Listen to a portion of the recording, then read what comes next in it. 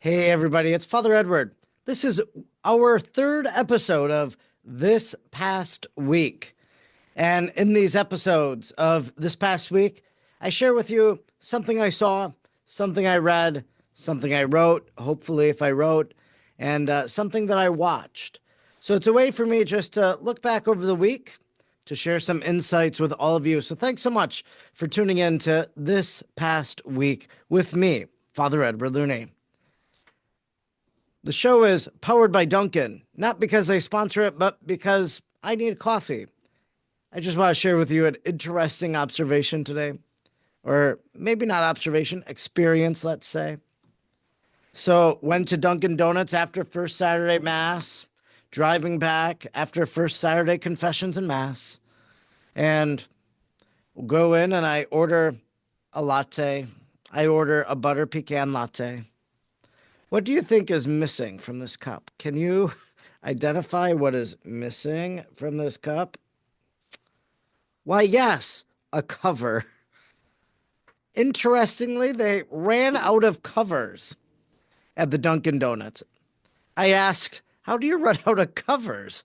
Now, I'm not complaining. I'm not trying to throw shade at them or anything. I just thought it was a funny experience. How do you run out of covers? Well, if I had to guess, and maybe you want to leave a comment as to how a company that orders coffee cups to put coffee in, how they would run out of the covers. So here are a few things that I thought maybe. Maybe there's a shortage of covers. Their supplier was unable to fulfill their order for covers. Now, I would think you would order, like, let's say you order 3,000 cups. You order 3,000 corresponding covers. It's not like hot dogs and hot dog buns. That hot dogs come in packages of 6 or 10, and the buns come in packages of 8. So that you need to buy more buns in order to have your hot dog go in the bun. I would just think that you would order 3,000 cups, 3,000 covers. So maybe there's a shortage. Now, I'm not having a problem drinking my coffee. So again, I'm not complaining. I'm just making light of the whole situation in hopes that maybe Dunkin' will sponsor me. Okay, maybe the next reason, how is it that you don't have covers? I proposed to the lady, well, maybe the box was defective. That could be. Maybe there was something wrong with the covers. They were malformed. They, got too hot on the truck and they melted or something like that. Could be. Maybe another option.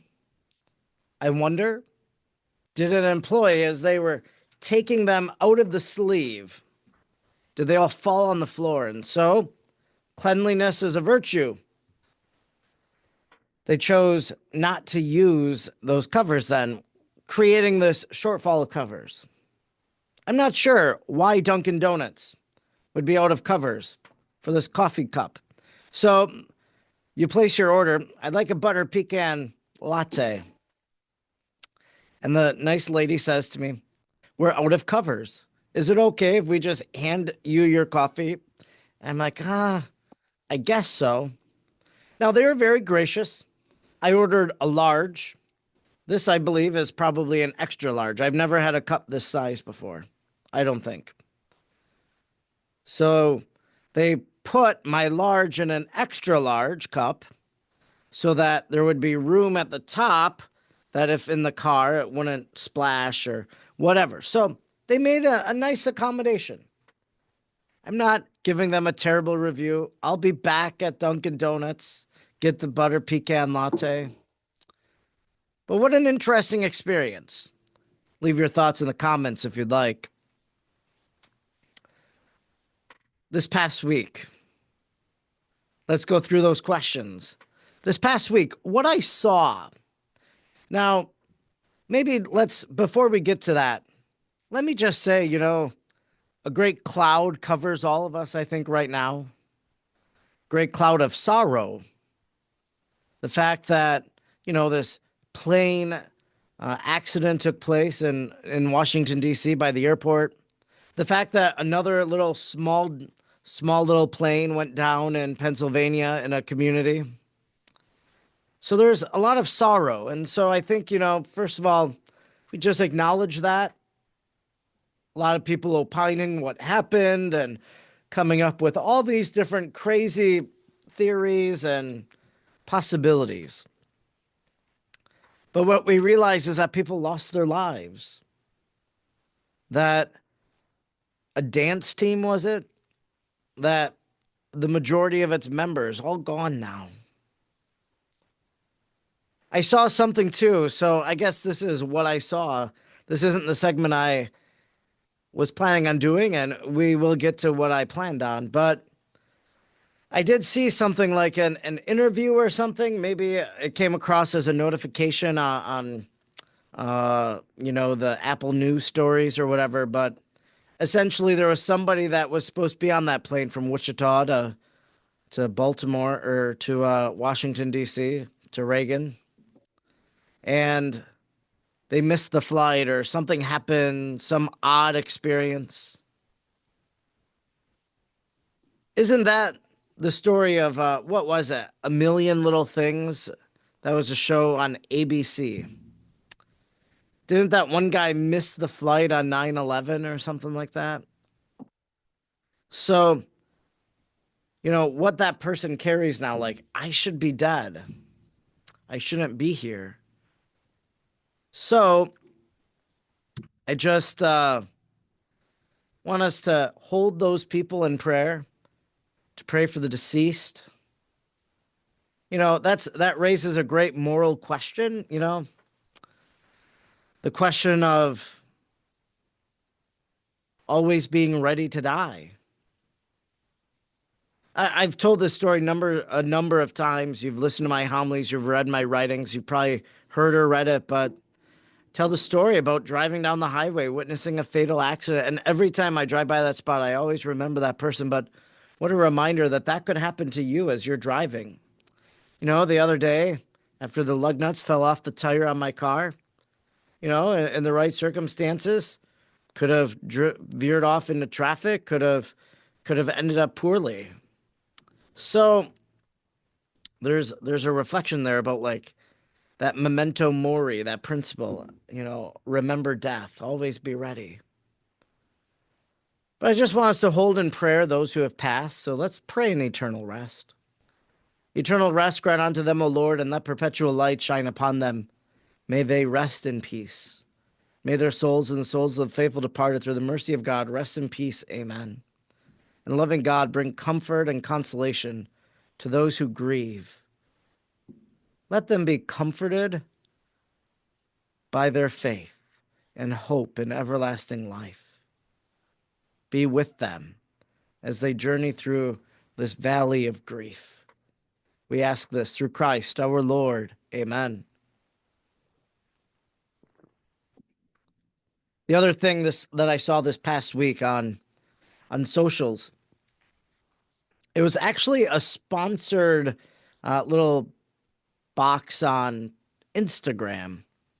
In this segment, we might talk about different articles that I saw or was impressed by or that I have a comment about, but this was an ad. It was for a guy named Charlie Peacock. And I saw that name and I'm like, I know that name. So Charlie Peacock is a CCM musician. I saw him in my youth. I was a different type of youth. I listened to Christian music and I went to the Cup of Joy and my mother would take me. And so the Cup of Joy is a music venue in Green Bay. And this was when they were downtown on Broadway Street. And Charlie Peacock was an acoustic musician. And maybe he came up as sponsored because I follow a person named Jason Gray. I don't know. But I saw the little box, the little ad, the little post. Charlie Peacock essentially said, I'm leaving Instagram and socials. I'm developing a Substack. A lot of people are developing Substacks. It makes me wonder if I should get a Substack. I think it's like something where basically you put some of your writings behind a paywall. You can get it for free too, but there's certain like perks if you do the paywall. You know, it's possible too that, this past week, could it be a Patreon episode? Could it be behind the paywall? Do we do a lot of these this past weeks and then choose to move over to Patreon for support of the apostolate, to host my podcast, to host the homilies, it's like $500 a year. So Patreon could help recover some of those expenses, some of the advertising that I do, for books or whatever. Like Patreon would help offset those expenses. It's an idea crossed my mind, but Charlie Peacock has the uh, has that Substack. Sorry, I mental blink there. So he has this Substack, and anyways, I'll tell you, I bet once a week or once a month, there are many times in a year that I think about Charlie Peacock and about that concert. Not because it burned an impression on my mind or anything like that. But I remember I bought a book from him, New Way to Be Human was what it was called. Blue cover, man skydiving. I looked it up. I think there's a new cover, new edition or whatever. But for whatever reason, because that was a childhood memory, it's always stayed with me. And so that's what I saw. I saw a post that reminded me of my childhood. Another band that I'm reminded of, and we're going to look this up live as we're recording this. I think of a band called Lost and Found.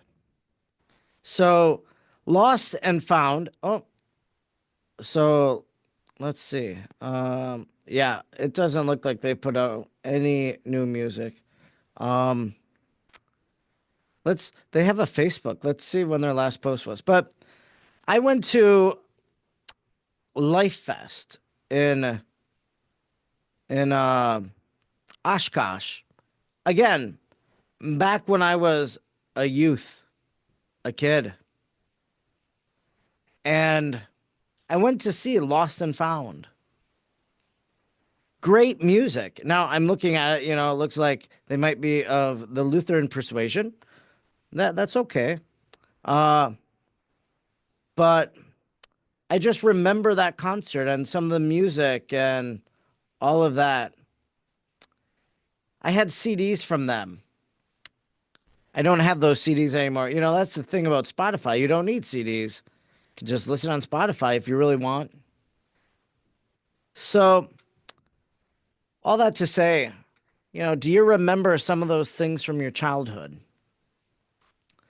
Some band, some concert. Like, do you find yourself thinking about some of those experiences from decades ago?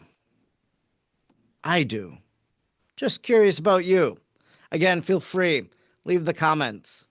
Leave a thought in the comments. That's what I saw. I was grateful. I signed up for Charlie Peacock's Substack. I didn't sign up for the paid version, just signed up for the free version. But I'm like, this is a guy that, I'm sure theologically we have differences and whatnot, but just thought to myself, I would like to see what he's doing. I'd like to maybe let him know that he made an impression on me, even though I can't tangibly tell you what that impression was. But he did. So that's what I saw this past week. Okay. Let's move into what I read. What I read is really what I listened to because I was listening to an audiobook. I don't know about you, but I go to, like, yesterday I had an hour to kill in Green Bay before a doctor's appointment.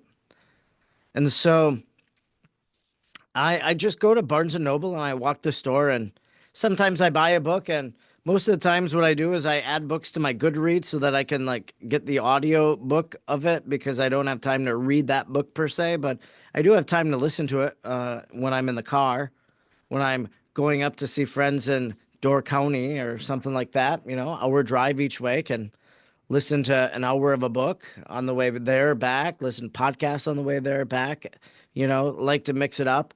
Usually I don't do 2 rounds of audiobook listening, but so I was at Barnes& Noble yesterday looking at books. So I saw the book that I'm listening to on the shelf. It's Hope. It's called Hope. You know who wrote it? Pope Francis. It's the autobiography. Pope Francis wrote his autobiography in collaboration, I think, with a journalist. Probably one of these question answers, the journalist, ghost wrote, whatever. So I'll tell you, Pope Francis has a lot of great insights. I know sometimes Pope Francis gets a bad rap. A lot of people criticize him, whatever.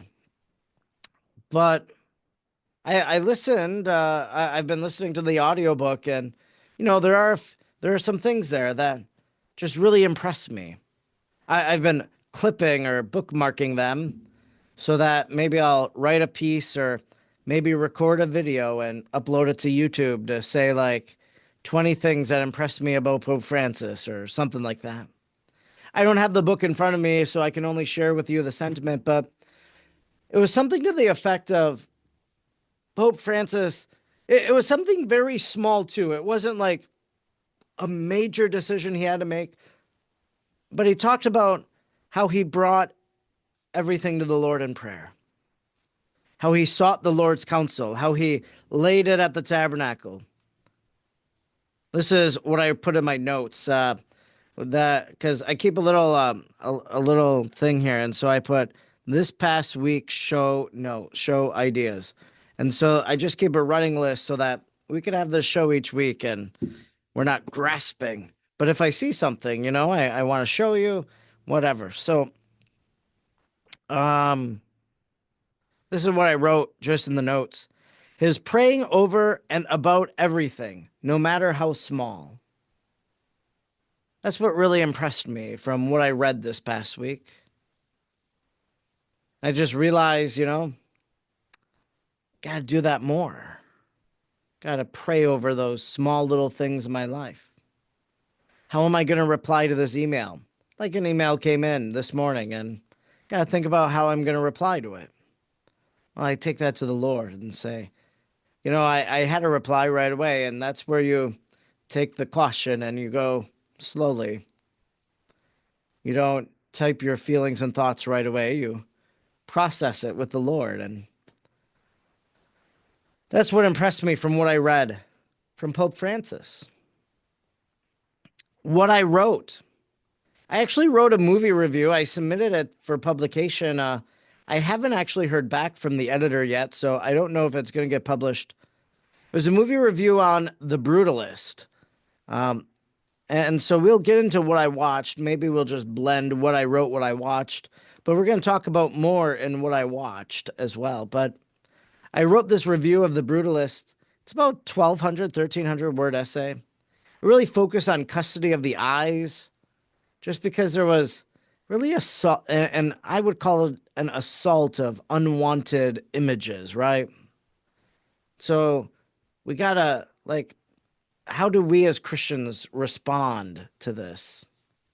Now, when I saw The Brutalist, I didn't know anything about it, okay? I didn't know what I was getting myself into. I just knew it was contending for Best Picture at the Academy Awards. Just this morning, listening to a podcast, and they said it's probably the front runner right now for the Oscars.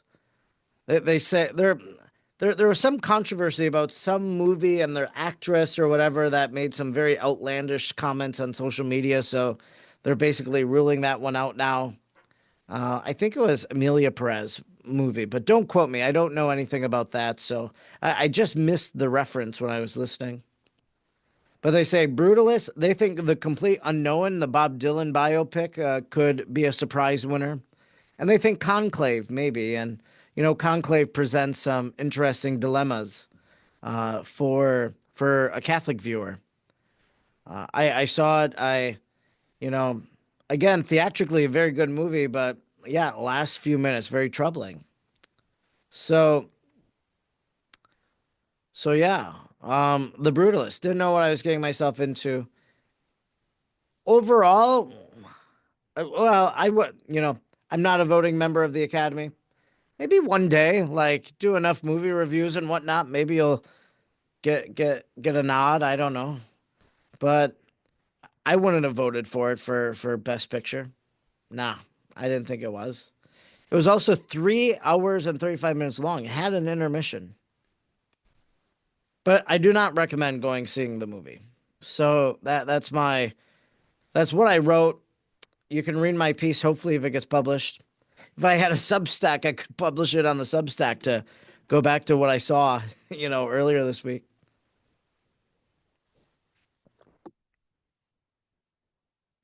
What I watched. So I shared with you that I watched The Brutalist. Again, not giving it a favorable review because of images and whatnot in it. Custody of the eyes, the aversion of the eyes. Unnecessary scenes, really. Like, take those scenes out. They added nothing to the movie. I just want to go back. Last week I talked about flight risk, and I fielded a few emails and texts from people, saying that they didn't necessarily like that I liked the movie, and one person commented today, and this is the open exchange of ideas and comments. Only once have I ever turned comments off on a post. Well, I don't know. Maybe there's more than once, but only once most recently. Had to turn off comments because actually I've done it twice. I did it on the Nasita video, and then I did it on another video about a movie. So, because like people just attack you. They attack you because my last name is Looney. Like they're not even like basing anything on what I said. It's all on, just ad hominem attacks. So, when it comes to flight risk, I guess there was the use of God's name in vain. And I should have picked up on it. And I guess I was just so engrossed in the storyline that I missed it. I'm sorry about that. I did know there was a little violence. That's probably why it's rated R. And for language, there was a few F bombs. Sure. Yes, I know that.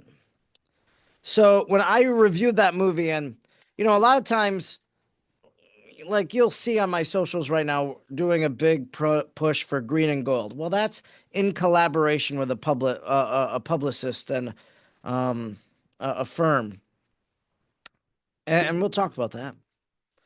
But Flight Risk was I just went to the movies because I wanted to see it. Brutalist, I just want to see it.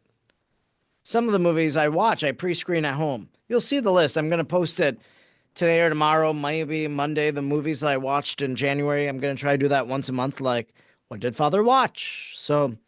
Um, so when I gave my comments last week about flight risk or made my 1 minute and 28-second reel for Facebook and TikTok and maybe Instagram, I don't know if it was there, but when I did that, I was really reviewing the story, and I thought it was worth seeing because of the storyline. I just really appreciated just the story it told. So, anyways, that's that. I just want to clear it up. Like, I wasn't trying to recommend a morally ambiguous movie. Like, if I told you to go see The Brutalist, I'm not telling you to go see The Brutalist. But if I told you that, well, then you would have every right to really reach out to me and tell me you're really off base, Father, and hopefully I would not be blind enough to see it, to not see it. So, yeah, so my apologies about that. I really just enjoyed it from a cinematic, from a theatrical experience. So that's that. Green and Gold, really good movie about farmers in Wisconsin going to lose their farm. A lot of farms are going under if they're the small, not the big farm. So just a great little story. To be honest, I watched it twice on the pre-screener link that I received. The first time, like, I watched it and and maybe it was because I was like probably playing on my phone too, and I was distracted, and I'm like, well, what are they trying to do here? I watched it the second time and really liked it. The second time. So, if you so the, I do recommend the film. It's a very clean film. Like I don't remember there being any cursing. No, don't come after me if there is, but I just remember it being very clean. Like it was very family friendly, I thought. It might say on the internet not yet rated, and that's because it's a Fathom event and not from the Motion Picture Association. So, um, but I bet there's a rating out there. But somebody commented they couldn't find a rating. So I saw Green and Gold. I pre-screened that. And just the third movie that I just want to make a quick reference to is a movie called Valiant One. I'm going to do a reel. It'll post tonight on social media, tonight being Saturday night, February 1st. But essentially, again, another movie I cannot recommend. Cannot. Was it a good movie? Sure. But boy, I don't understand why a movie has to have so much cussing, so much swearing. If this is always kind of like a good metric. If you were uncomfortable with Father Stew, the movie, because of the swearing, and maybe it was because he was going to be a priest, but if you had a problem with Father Stew, then don't watch Valiant One. Valiant One, I think it's about Vietnam, maybe Korea. It's about one of those wars, uh, a rescue mission. This op goes bad, whatever. A lot of swearing.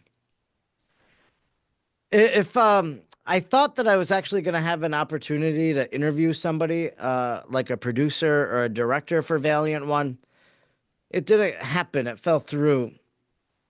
But that was going to be my question. Why do movies have to use such foul language?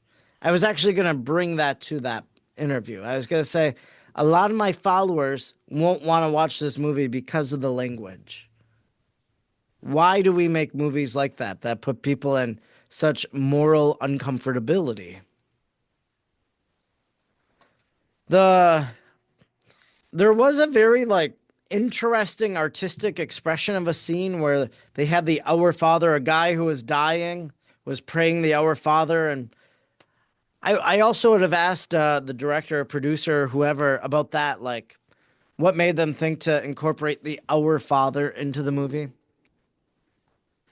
I have notes on Valiant One. Let's pull it up here.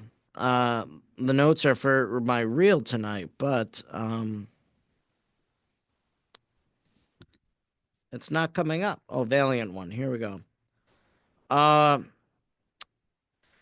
yeah, just the one last thing I'll say about Valiant One. The horrors of war. It was just a movie. And so you see the horror of the movie and the war, and could you just imagine the real thing? Obviously, there are a lot of veterans out there, maybe somebody watching, and they experienced that.